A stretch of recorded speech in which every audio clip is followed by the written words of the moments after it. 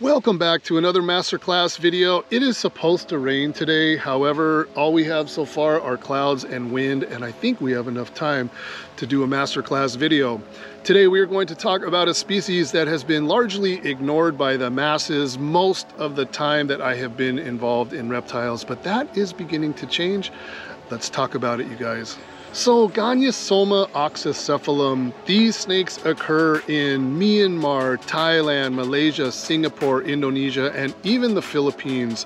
The primary color of these animals is beautiful green with a not quite red tail, but sort of a light red maroon colored tail, sometimes an orange tail. Very, very beautiful snakes. There are some animals in Borneo, for example, that have yellow color or green mixed with blue, or even some black tipping on the scales, or a mix of all. In Indonesia, they also come in a silver color sometimes, or a kind of a dark mustard color, and sometimes a mix of both. There are some very, very unique animals coming from Indonesia. The animals that we primarily deal with are from Malaysia, and also the ones that we see the most often in the wild are from Thailand. And these animals usually do not come in any color morphs at all, just standard bright green with that different colored tail. Gonyosoma tend to be extremely arboreal and can be found in the same habitat living alongside mangrove snakes. In fact, several times I have found mangrove snakes and Gonyosoma inhabiting the same treetops. Now, the one thing that they do prefer is to be near water or over water. However, the mangrove snakes will also inhabit mangroves and trees that are near seawater. Gonyosoma, not so much in my experience. They seem to prefer freshwater, rivers, and streams. Now, they do have the ability to drop into the water to escape predators or threats. However, that's not usually the normal behavior. They will usually climb even higher into a tree, or sometimes go horizontally or deeper into the thick areas of the trees. Now, these snakes are diurnal, meaning that they are active during the daytime. They will eat birds and eggs and mammals occasionally. The younger animals tend to take lizards and frogs, but that's mostly based on their small size. They need to grow into their prey items. When threatened, they will inflate the forward portion of their bodies to appear more imposing, but they will bite if provoked. They are not venomous, but I can tell you from personal experience, bites from larger adults are not fun. They actually are quite painful. Captive care and acclimation. The history of this species in the hobby is mostly represented by wild-caught animals. Wild-caught animals can often arrive stressed, dehydrated, with nose rubs, or even internal parasites. These issues, if not addressed early on, can pose serious issues later, so they need to be taken care of. So once these animals are acclimated, they actually make very, very good captives. They have very good eyesight, they're easily agitated and stressed by visual cues. So we prefer to use hide boxes, branches, good cover, and little to no interaction.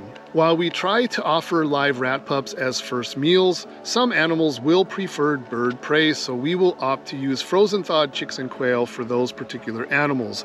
Once they get going and they develop a very strong appetite, we will often switch the diet back and forth between birds and rodents. These snakes do better under high humidity conditions. I recommend direct misting and spraying. It will not only solve any dry shed issues, but it will also prompt drinking. Proper hydration is always key in a lot of wild-caught animals that drink in the rain, in the frequent rain. So if you provide this in your cages and in your habitats, it will have a huge benefit. We also feel that it is important to treat wild-caught Gonyosoma with Flagyl and Panicure. They do come in sometimes with parasites. It also helps as an appetite stimulant to get them on the road to acclimation. All of these practices combined should give you good success with Gonyosoma. Breeding red-tail green rat snakes. They will breed readily in captivity for you as long as your adults are well acclimated and healthy. They will double clutch. They will breed year-round, and they will lay clutches of eggs numbering 6 to 8. The eggs are quite large. If you are not comfortable with palpating for follicles, you can just intermittently pair them throughout the year. There doesn't seem to be any tendencies towards cannibalism, so pairing them intermittently is no problem. One thing that I have noticed with Gonyosoma is that they will sometimes lay their eggs off the ground in branches. It goes to figure because in nature they're arboreal, and in cages I recommend that you give them taller arboreal caging with branches of various sizes, not only branches for perching, but branches that have large nooks or areas where they can actually lay their eggs. I have experienced this before in the past. It did somewhat take me by surprise. I'm not surprised when animals ignore egg boxes and lay their eggs elsewhere on the cage floor, but off the ground, that was a new one for me. So I provide these conditions for my breeding animals always. We incubate these eggs in the low 80s and they take approximately 115 days to hatch. I will mark the days on the calendar and I will start watching quite closely as we near the end date. I wait for that first animal to pip its egg, and then I will manually pip the remaining eggs. Gonyosoma eggs can be quite thick, and I worry sometimes that the babies might gas out and not be able to get out of their eggs. So we provide them a small incision. It allows them an escape hatch, but also allows them to breathe air and gain energy while they're getting ready to make their big escape. Now, getting baby Gonyosoma to feed is sometimes a little bit tricky. I will offer live pinkies as first meals, and usually a good number of animals will consume them. However, there are always holdouts. I then try larger live fuzzy mice, larger than what I would normally offer a baby snake. For some reason, sometimes the babies will take the larger animals. I don't know why that is. It's just something that I've noticed over the years, and I will try that method. So my final thoughts, it is really great for me to see a fresh interest in wild-caught and also captive-bred Gonyosoma. Now, while we are no longer breeding them in the United States, we do have breeders set up in our breeding facility in Malaysia, and we are expecting both wild-caught and captive-bred babies to be arriving in our June shipment. We also working with something very similar, Gonyosoma jansenii.